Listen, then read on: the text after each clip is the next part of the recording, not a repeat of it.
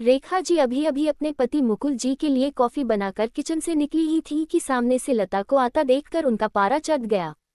रेख जी, जब सारा काम हमें ही करना है तो तुम्हारा क्या काम है यहाँ? तुम्हें पता नहीं है कि हमें सुबह उठते ही कॉफी पीने की आदत है। लता, मांझी में आ ही रही थी लेकिन रवि को जल्दी ऑफिस जाना था, उनके कपड़े प्रेस करने में टाइम लग गया। रेखा जी, बस हर बात में बहाना पहले ही तैयार रहता है।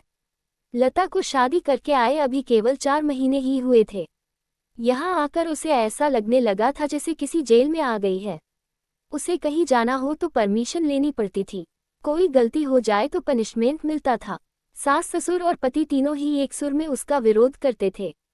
कभी कभी तो मन करता कि यहाँ से भागकर अपने पापा के घर चली जाए, लेकिन पापा हार्ट पेशेंट है, ये सब उन्हें पता लग गया तो न जाने क्या अनर्थ हो जाएगा। यही सोचकर सब बर्दाश्त करती रहती थी। लता ने जल्दी जल्दी सबके लिए नाश्ता बनाया, उसके बाद रवि को टिफिन पैक करके दे रही थी। तभी रवि ने आवाज दी, रवि, लता क्या कर रही हो? इतना टाइम नहीं है मेरे पास, कार चला के नहीं जाना है? मेट्रो में कितना समय लगता है तुम्हें पता है? जरा सा लेट पहुंचो तो ऑफिस में सुनना पड़ता है। रवि की एक एक बात इस बात की ओर इशारा था कि उसके पिता ने कार नहीं दी थी, लेकिन वह अब सब सुन लेती है। पिता को कैसे बताए कि जिन्हें आपने उसका जीवन साथी चुना था वह पैसों का लालची है। एक दिन शाम को रवि घर आया तो उसने अपने पापा से बात की, रवि, अब मुझसे नौकरी नहीं होती, वो आपके पुराने दोस्त शर्मा जी मोटर पार्ट बनाते हैं, मैं चाहता हूं कि उसकी सप्लाई शुरू करूं। पापा, लेकिन बेटा उसके लिए तो कम से कम 10 लाख रुपए चाहिए होंगे, वो कहाँ से आएंगे? रवि, वही सोच रहा हूं। तभी लता चाय बनाकर लाती है। रवि, लता तुम अपने पापा से कुछ पैसे उधार ला सकती हो। लता का सब्र जवाब दे चुका था। रोज रोज के तानों से दुखी होकर उसने जवाब दिया, लता, रवि, मेरे पिता के भरोसे मत रहना, उन्होंने मेरी शादी करके अपना फर्ज पूरा कर दिया। अगर आपको नौकरी करने में दिक्कत है तो मुझे जॉब करने दो, दोनों मिलकर कमाएंगे। ये सुनकर रवि का पारा चढ़ गया। रवि, क्या बकवास कर रही हो? ज्यादा जुबान चलने लगी है। लता, रवि, मैं बहुत बर्दाश्त कर चुकी हूँ, इसलिए मैंने जॉब करने का फैसला किया है।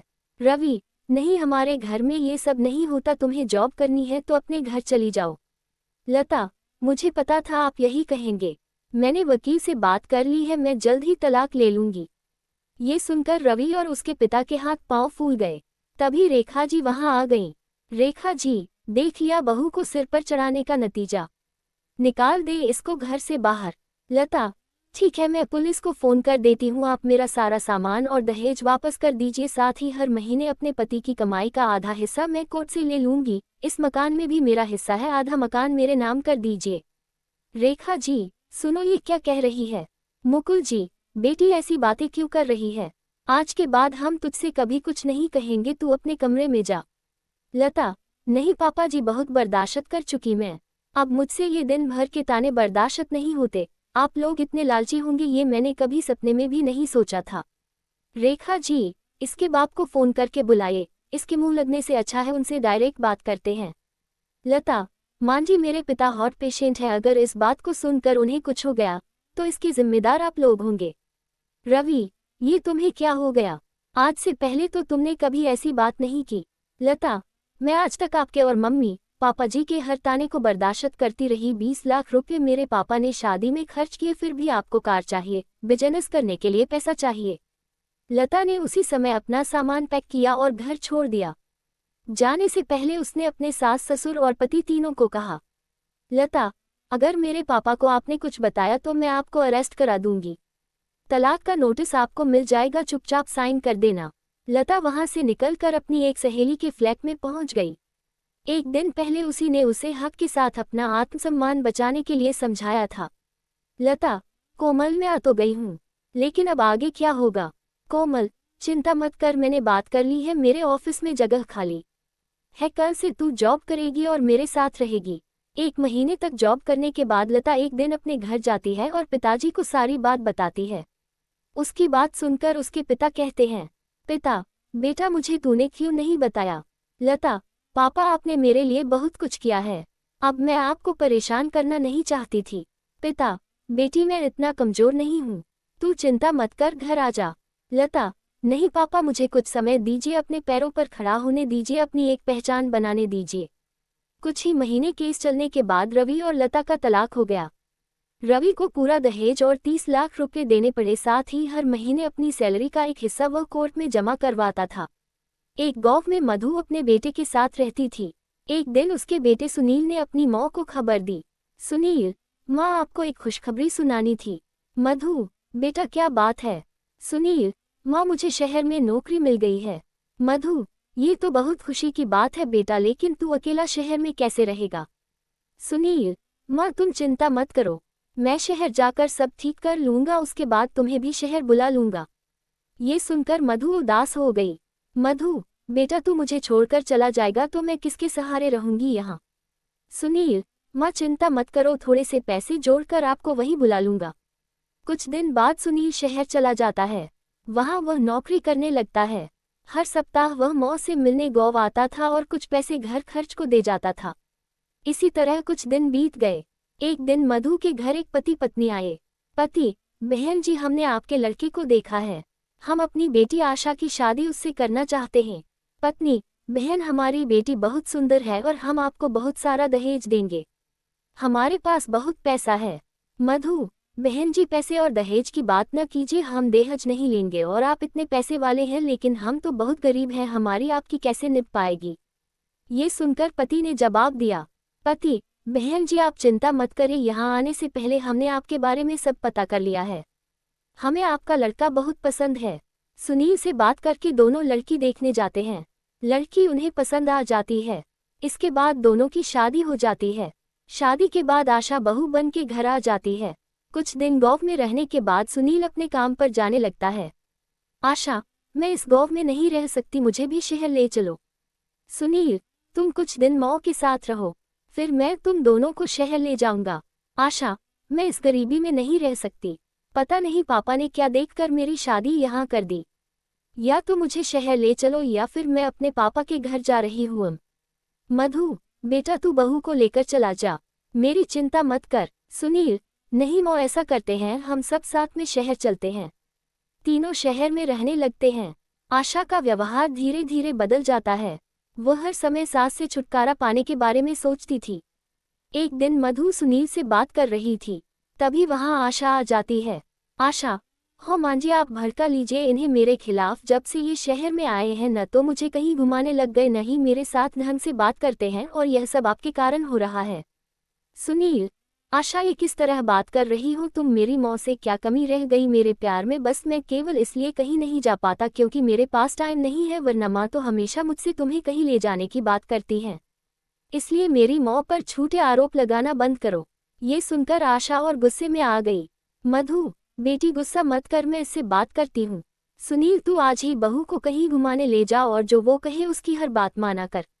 आशा, रहने दीजिए मां जी, आप ही इन्हें भड़काती हैं और मेरे सामने भली बनने का नाटक कर रही हैं। मुझे अब कहीं नहीं जाना, और जाना भी होगा तो आपसे पूछने की जरूरत नहीं है।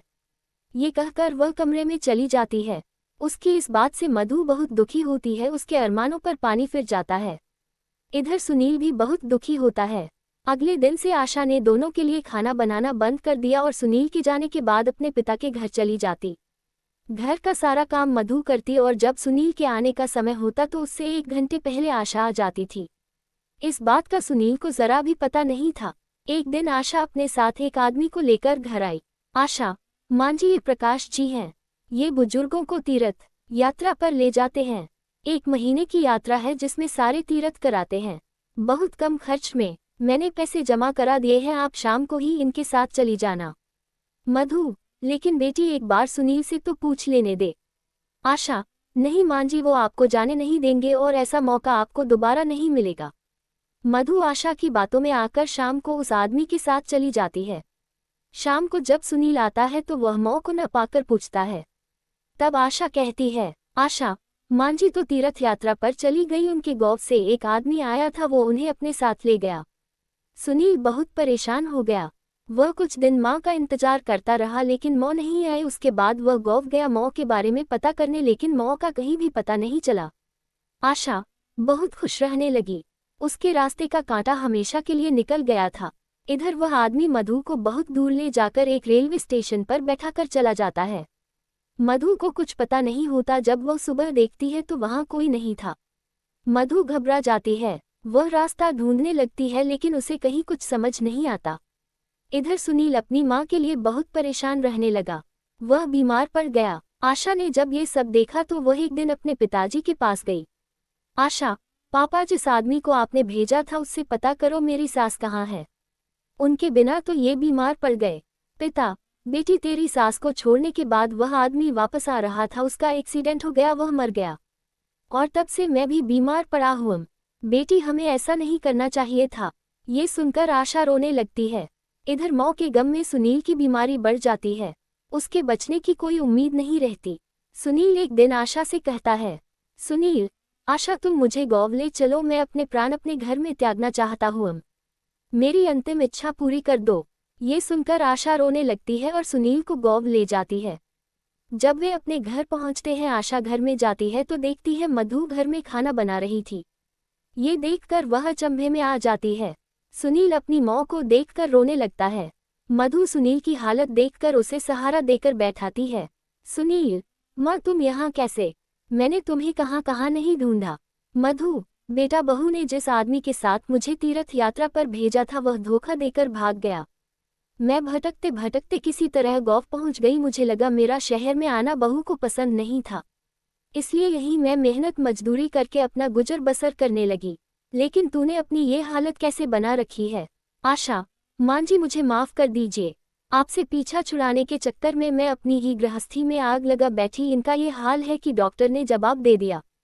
ये सब मेरे पिता ने करवाया था, वे भी बहुत बीमार हैं और वह आदमी एक्सीडेंट में मर गया जिसे मेरे पिता ने भेजा था। सुनील, अब तुम यहाँ से चली जाओ, मैं अपनी माँ के चरणों में मरना चाहता हूँ, मुझे चैन से मरने दो।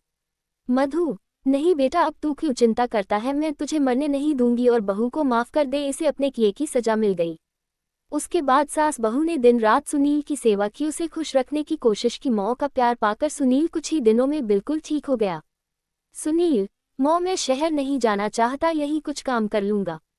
शहर की चकाचौंध में सब धुंधला नजर आता है, यहाँ तक कि रिश्ते भी।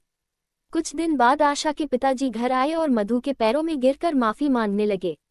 पिता, बहन जी, मैं अपनी बेटी को सुखी देखना चाहता था, लेकिन ये भूल गया एक माँ को उसके बेटे से अलग कर जो अपराध कर रहा हूँ उससे मेरी बेटी का संसार कभी सुखी नहीं रह सकता। मधु, मैंने आप सभी को माफ कर दिया। इसके बाद आशा बिल्कुल बदल गई, वह अपनी सास की सेवा करने लगी। सुनील उसके व्यवहार से बहुत खुश रहने लगा।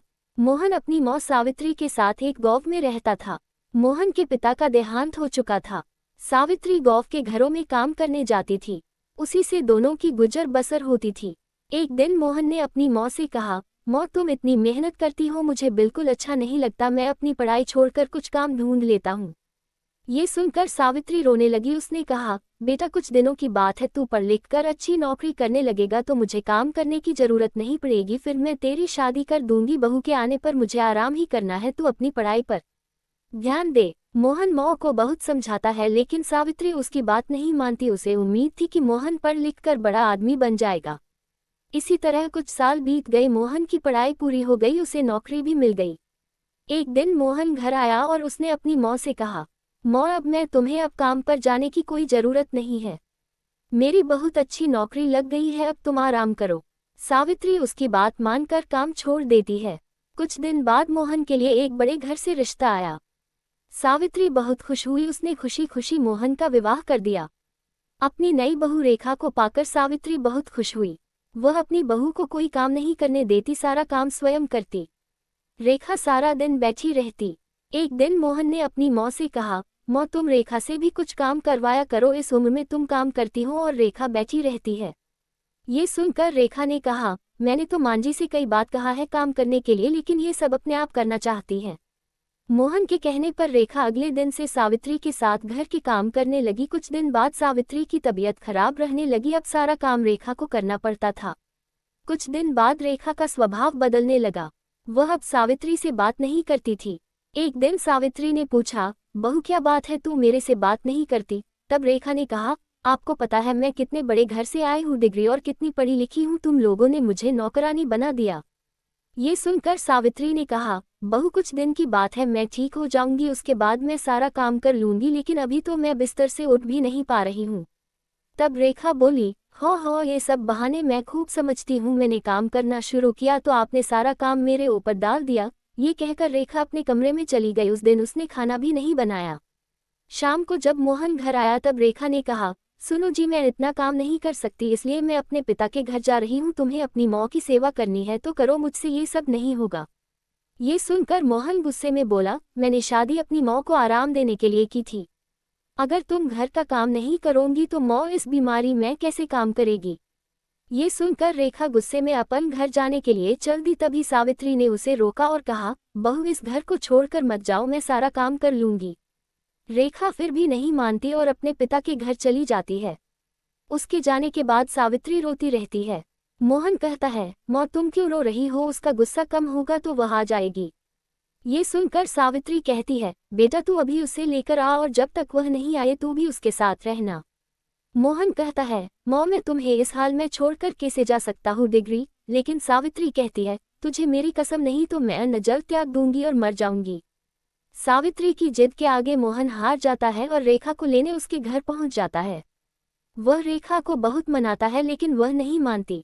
रेखा उससे कहती है, हम अलग घर लेकर रहते हैं, तुम अपनी माँ को हर महीने कुछ पैसे भेज देना। मोहन बेमन से उसकी बात मान लेता है और रेखा के साथ अलग मकान में रहने लगता है। उधर सावित्री अकेली रह जाती है। वह अकेले में बैठी बैठी अपने मोहन को याद करके रोती रहती थी। एक दिन सावित्री के घर पर कोई दरवाजा खटखटाता है। सावित्री दरवाजा खोलती है तो देखती है सामने रेखा का भाई राजेश अपनी पत्नी के साथ खड़ा था। वे दोनों अंदर आकर सावित्री से पूछते हैं, मां जी दीदी कहाँ है। सावित्री उसे सारी बात बता देती है। ये सुनकर राजेश कहता है, मां जी मैं सोच भी नहीं सकता था मेरी बहन ऐसा करेगी। मैं तो अपनी पत्नी के साथ शहर में रहता हूँ, आज दीदी से मिलने का मन हुआ तो यहाँ चला आया और इतनी बड़ी बात मेरे माता पिता ने भी मुझे नहीं बताई। ये कहकर वह चला जाता है। कुछ दिन बाद रेखा अपने पिता के घर जाती है। वहां उसे राजेश और उसकी पत्नी मिलते हैं। रेखा अपने भाई भाभी को देखकर बहुत खुश होती है और कहती है, भैया आप कब आए, मुझसे मिलने क्यों नहीं आए, और मौ पिताजी कहाँ हैं। तब राजेश ने कहा, मेरी पत्नी मौ पिताजी के साथ नहीं रहना चाहती थी, इसलिए मैंने उन दोनों को घर से निकाल दिया और तू भी अब कभी यहाँ मत आना। ये सुनकर रेखा के होश उड़ जाते हैं। वह रोने लगती है और कहती है, भैया आप मुझे इतना प्यार करते थे, आप कैसी बातें कर रहे हो, और इस उम्र में माँ पिताजी कहाँ जाएंगे, आप उनके साथ ऐसा कैसे कर सकते हैं। तब राजेश कहा है, जब तूने अपनी सास के साथ ऐसा कर सकती है तो मैं क्यों नहीं कर सकता, मैं भी तो तेरा भाई हूँ। ये सुनकर रेखा को अपने किए पर बहुत पछतावा होता है। वह भागकर अपने घर पहुंच जाती है और मोहन के पैरों में गिर जाती है। मोहन के पूछने पर वह सारी बात उसे बता देती है और कहती है, मुझे माफ कर दो और मांझी के पास ले चलो, मैं उनसे माफी मांग लूंगी। मेरे किए की सजा मेरे माता पिता को भी भुगतनी पड़ रही है, जाने वे किस हाल में होंगे। मोहन रेखा को लेकर अपने घर पहुंच जाता है। घर में घुसते ही रेखा सावित्री के पैरों में गिर जाती है और अपने किए व्यवहार के लिए माफी मांगती है। तभी दूसरे कमरे से राजेश अपनी पत्नी और माता पिता के साथ बाहर आता है। उन्हें देखकर रेखा रोने लगती है। तब राजेश उसे बताता है, उसने माता पिता को छुपा दिया था ताकि तुझे तेरी गलती का एहसास हो सके। राजेश के माता पिता भी सावित्री से माफी मांगते हैं। इस तरह मोहन, रेखा और सावित्री तीनों खुशी खुशी रहने लगते हैं। रामवती दूध बेचने का काम करती थी। उसके पति का स्वर्गवास हो चुका था। उसका एक बेटा था रवि। रवि अपनी माँ से बहुत प्यार करता था। एक दिन उसकी माँ ने कहा, रामवती बेटा मैं तेरी शादी करना चाहती हूँ, तू तो महीनों शहर में रहता है, मैं चाहती हूँ तू शादी कर ले। रवि, ठीक है माँ, लेकिन मेरी एक शर्त है, मेरी पत्नी यहीं रहकर तुम्हारी सेवा करेगी। रमावती, अच्छा ठीक है देखा जाएगा। रमावती एक सुंदर सी लड़की ढूंढ लेती है। दोनों की शादी हो जाती है। कंचन बहू बनकर उनके घर आ जाती है। शादी के एक सप्ताह बाद रवि शहर जाने लगता है तो कंचन उससे जिद करती है कि वह उसे भी अपने साथ ले जाए। रवि, नहीं कंचन, मैंने माँ से वादा किया था कि तुम माँ की सेवा करोगी, मैं तुमसे मिलने हर सप्ताह आता रहूंगा। रवि शहर चला जाता है। रमावती अगले दिन अपनी बहुत कंचन से कहती है, रमावती बहू ये दूध ले जाओ और बेचा। कंचन, लेकिन माँ जी मुझे तो दूध बेचने के बारे में कुछ भी नहीं पता है। रमावती उसे सब कुछ समझाकर दूध बेचने भेज देती है। गौ में कंचन आवाज लगाकर दूध बेच रही थी। दोपहर तक उसका केवल आधा ही दूध बिक पाता है। दोपहर को वह एक पेड़ के नीचे बैठ जाती है। कुछ देर बाद शाम के समय घर वापस आती है। कंचन, मांझी मेरा तो आधा ही दूध बिका है, रमावती, कोई बात नहीं, कल मेरे साथ चलना, लगता है गौ वाले तुझे जानते नहीं है इसलिए तुझसे कोई दूध नहीं लेता।